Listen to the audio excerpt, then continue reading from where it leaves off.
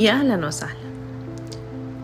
الحلقة النهاردة mainly عشان عيالي لما يسمعوها، إن كان دلوقتي ولا إن كان لما يكبروا، يعني يبقى ريفرنس ليهم، عشان يعني الكلام سبحان الله لما بيتعاد يمكن يتفهم مثلا أو يتقدر.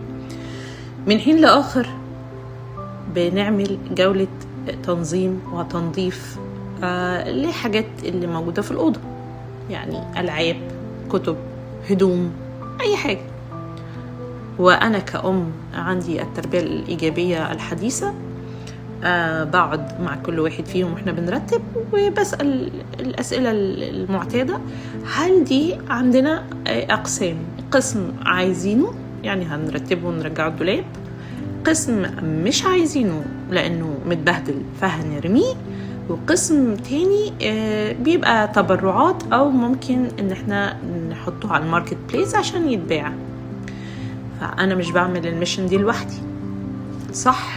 بيبقى ليا تأثير بسيط خفيف يعني، بس في الأول وفي الآخر القرار بيرجع لمين؟ ردوا عليا يا ولاد كده، ردوا عليا، هما مش معايا دلوقتي بس أنا هرد.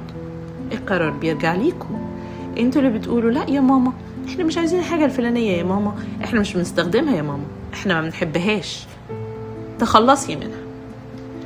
وتمر الأيام والأسابيع وفجأة ياخدنا الحنين للحظة شوق لحاجة كانت عندنا، وبعدين ييجوا يسألوا ماما ليه يا ماما عملتي كده؟ ليه يا ماما تخلصتي من حاجة احنا كنا بنحبها؟ ازاي جالك قلبي يا ماما تعملي كده؟ طب انا عايزها دلوقتي او انا عايزاها دلوقتي. هل انا المارد السحري؟ هل انا طلعت لكم مثلا من الفانوس دعكتوه وانا طلعت وبعدين انا كذبت عليكم؟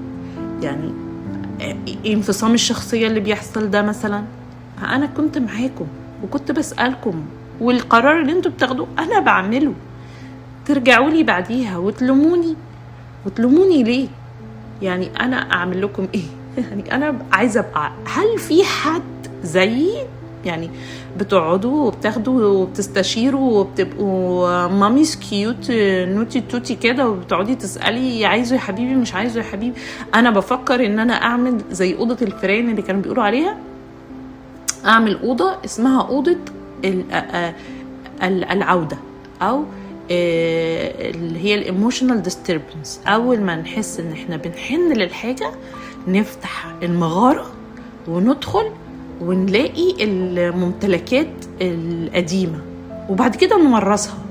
إحنا نبدأ نخزن، عشان اللوم والعتاب اللي بيجي كل شوية والواحد يقعد يفتكر الأحداث وأصلا يفتكر البرودكت اللي هما بيتكلموا عليه. فاكرة البلوزة البينك اللي كان عليها الكاركتر الفلاني؟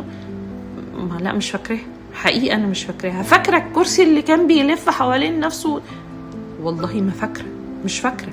يعني أنا في الأعمار الكبيرة مخي مش دفتر.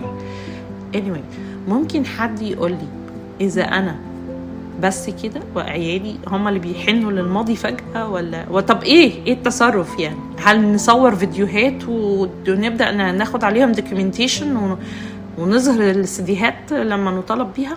وألف شكر، مع ألف سلامة.